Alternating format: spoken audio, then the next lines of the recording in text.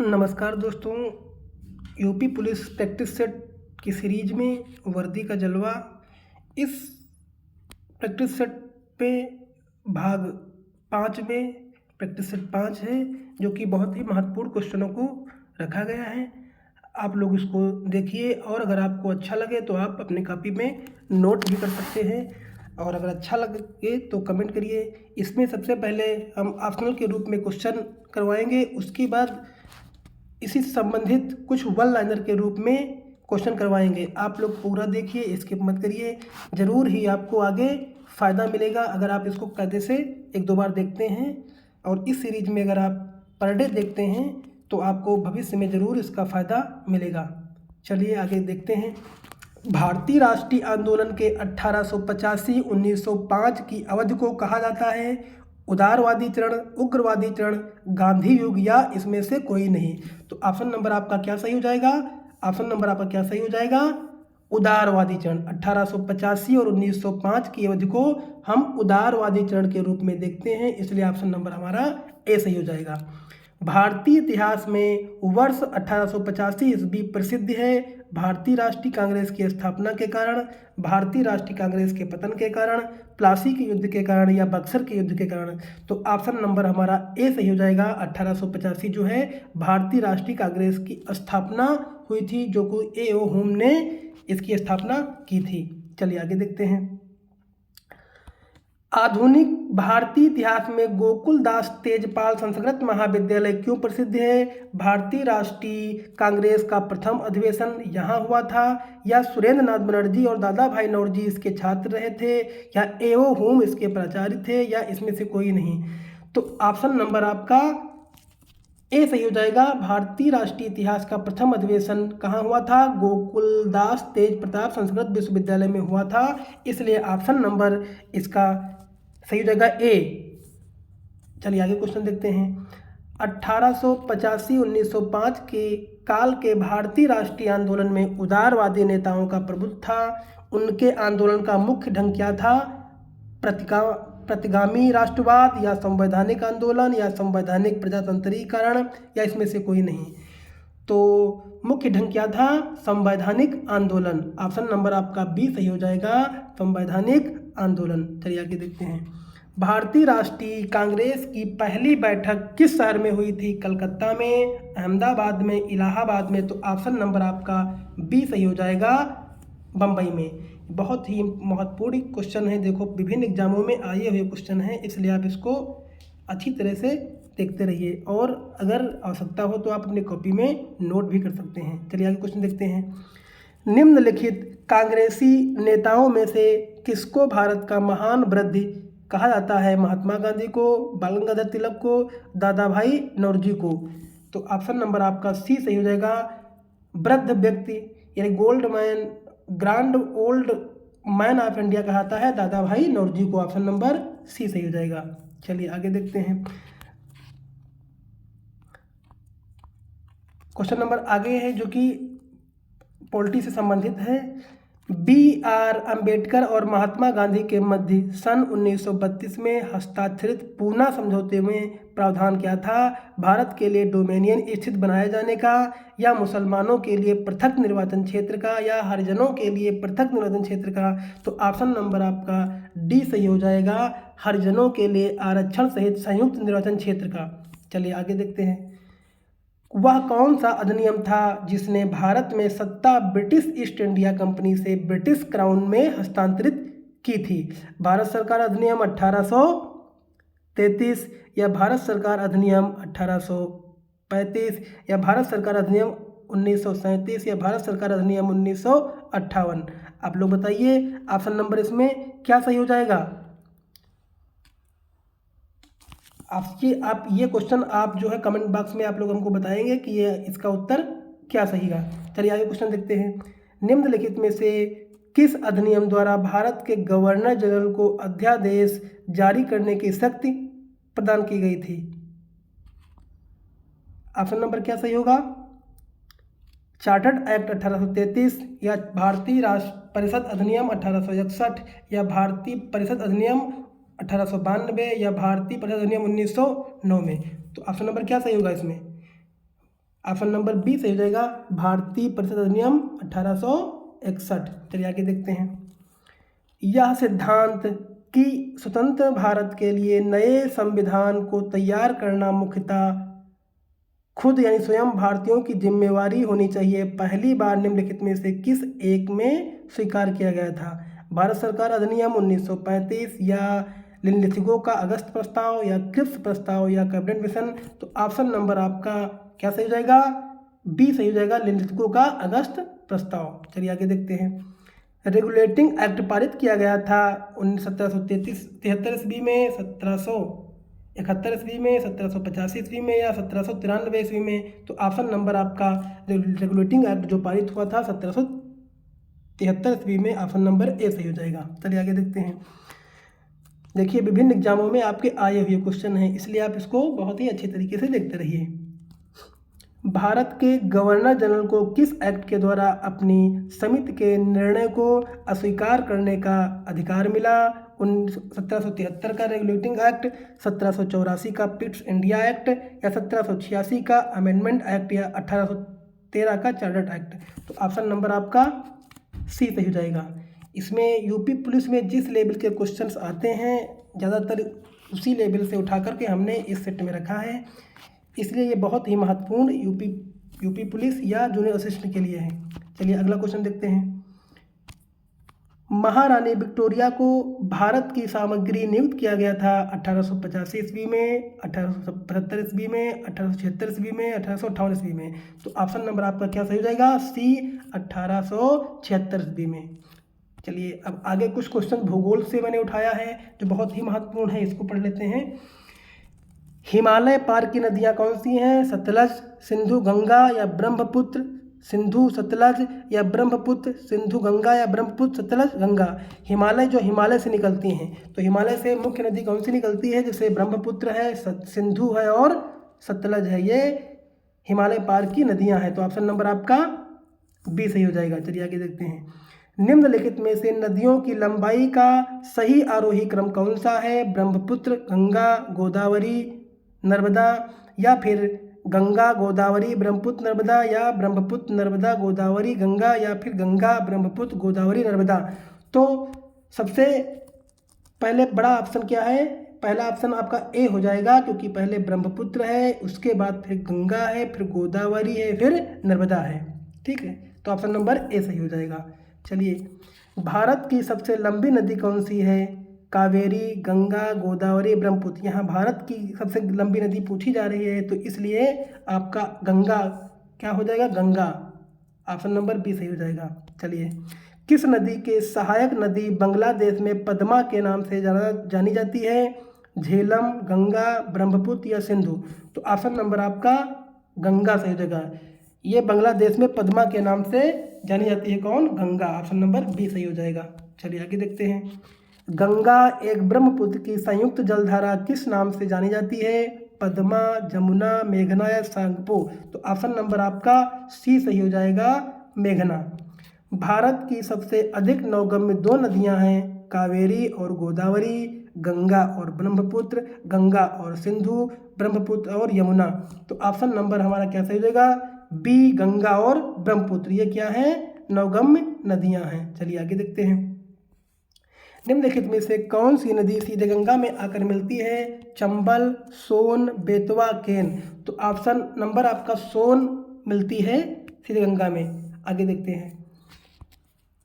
सुंदरवन का डेल्टा कौन सी नदी बनाती है? गंगा, ब्रह्मपुत्र, गंगा ब्रह्मपुत्र या नर्मदा नदी? तो ऑप्शन नंबर आपका सी सही हो जाएगा, गंगा ब्रह्मपुत्र। चलिए देखते हैं। गंगा और ब्रह्मपुत्र नदियों का उद्गम स्थान क्रमशः स्थित है। नेपाल था तिब्बत में, तिब्बत था सिक्किम में, उत्तर प्रदेश था तिब्बत में, उत्तराखंड था तिब्बत में। तो ऑप्शन नंबर आपका डी सही हो जाएगा, उत्तराखंड और तिब्बत में।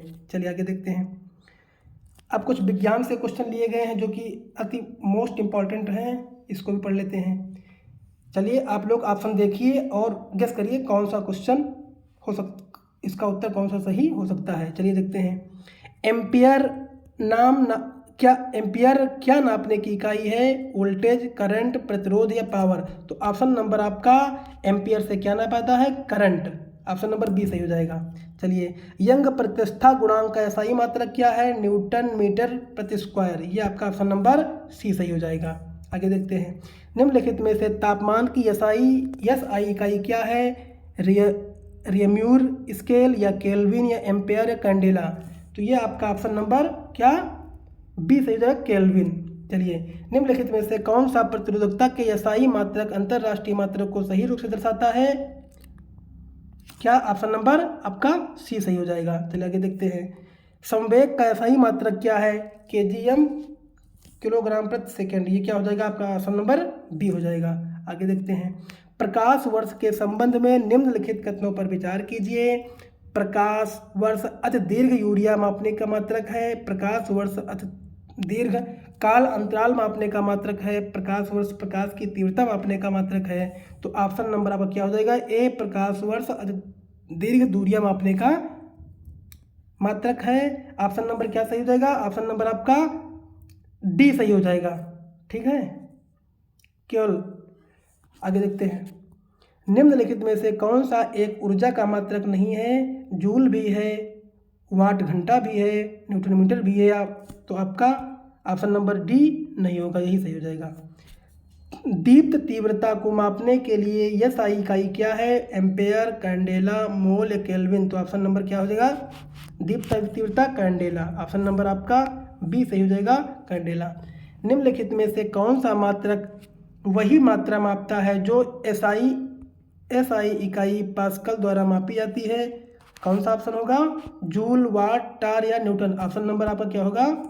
सी सही हो जाएगा। ऑप्शन नंबर सी सही हो जाएगा। चलिए आगे देखते हैं, निम्नलिखित में से कौन विटामिन ए का सर्वोत्तम स्रोत है? विटामिन ए किसमें मिलता है? गाजर में, बैगन में, नींबू में, चावल में। तो ऑप्शन नंबर ए आपका सही हो जाएगा। आगे देखते हैं, मानव शरीर में विटामिन ए भंडारित होता है कहाँ? यकृत में, त्वचा में, फुफ्फुस में या वक्र में। तो ऑप्शन नंबर आपका क्या सही हो जाएगा? ए सही हो जाएगा, यकृत में। क्या? यकृत में। निम्नलिखित में से किस विटामिन की कमी से रतौंधी होती है? Vitamin B, vitamin C, vitamin D या विटामिन ए। तो ऑप्शन नंबर आपका डी सही हो जाएगा। आगे देखते हैं, निम्नलिखित में से कौन सा एक विटामिन ए का प्रचुरतम स्रोत है? सेब, पपीता, अमरूद या आम। तो ऑप्शन नंबर क्या सही हो जाएगा? प्रचुरतम स्रोत ए का कौन सा है? आम। देखिए दोस्तों, विभिन्न एग्जामों में आपके इस तरह से देखो यहाँ पे दर्शा रहा है कि किन किन एग्जामों में आए हुए हैं, और ये बहुत ही इम्पॉर्टेंट क्वेश्चन है। आगे देखते हैं, थायमिन है विटामिन B1। क्या है? Thiamine vitamin B1। निम्नलिखित विटामिनों में से किसमें कोबाल्ट होता है? विटामिन के, vitamin B6, vitamin B12, vitamin B2। तो ऑप्शन नंबर आपका बी सही है, विटामिन B12। ठीक है, आगे देखते हैं, शुष्काछिकोप का मनुष्यों में प्रकोप किस विटामिन की कमी से होता है? विटामिन ए की कमी से होता है। साइनोकोबाल्बिन है, क्या है? ये एक विटामिन सी या विटामिन B2 या विटामिन B6 या विटामिन B12। साइनोकोबाल्बिन किसका रासायनिक नाम है? विटामिन B12 का। ऑप्शन नंबर डी सही हो जाएगा। आगे देखते हैं, विटामिन जो खट्टे फलों में पाया जाता है तथा चर्म को स्वस्थ रखने के लिए जरूरी है, वो क्या है? Vitamin C. विटामिन सी का सबसे उत्तम स्रोत क्या है? आंवला। चलिए, अब कुछ भूगोल से वन लाइनर के रूप में हम लोग क्वेश्चन देख लेते हैं जो कि बहुत ही इंपॉर्टेंट है। सिंधु नदी तंत्र से देखते हैं, सिंधु नदी तंत्र में क्या क्या है। देखिए, सिंधु नदी कहाँ से निकली है? मानसरोवर झील तिब्बत से निकली है। सिंधु नदी की कुल इकाई लंबाई कितनी है? 2900 किलोमीटर है। जो कि सिंधु नदी संबंधित कुछ नदियों संबंधित क्वेश्चन मैंने आपको ऊपर करवाया है, उसी संबंधित ये हमारे क्वेश्चन हैं। सिंधु नदी की भारत में लंबाई कितनी है? 1114 किलोमीटर। झेलम, चिनाब, रावी, ब्यास तथा सतलज किस नदी की सहायक नदियां हैं? सिंधु नदी की सहायक नदियां हैं। सिंधु नदी को तिब्बत में किस नाम से जाना जाता है? सिंगी खम्बन या लायंस माउथ के नाम से। आगे देखते हैं, सिंधु नदी द्वारा निर्मित सबसे गहरे महागड्ढ का नाम क्या है? गिलगित, जो कि कितना है? 5200 किलोमीटर। अगला है, झेलम नदी के उद्गम स्थल का नाम क्या है? झेलम नदी का उद्गम कहाँ से होता है? बेरीनाग से होता है। आगे कश्मीर की सबसे महत्वपूर्ण नदी कौन सी है? कश्मीर की सबसे महत्वपूर्ण नदी किसको बोलते हैं? झेलम नदी को बोलते हैं। किसको बोलते हैं? झेलम नदी को। चिनाब नदी को हिमाचल प्रदेश में किस नाम से जाना जाता है? चंद्रभागा के नाम से। हिमाचल प्रदेश में क्या जानते हैं? चंद्रभागा। रावी नदी कहाँ से निकलती है? रोहतांग दर्रे के पास से निकलती है। रावी नदी को किस अन्य नामों से जाना जाता है? पुरसुनी या इरावती नदी के रूप में जाना जाता है। ब्यास नदी कहाँ से निकलती है? ब्यास नदी ब्यास कुंड से निकलती है। कहाँ से निकलती है? कुंड से निकलती है। ब्यास नदी को किस अन्य नामों से जाना जाता है? ब्यास नदी को बिपाशा या अग्रिकिया के नाम से जानते हैं।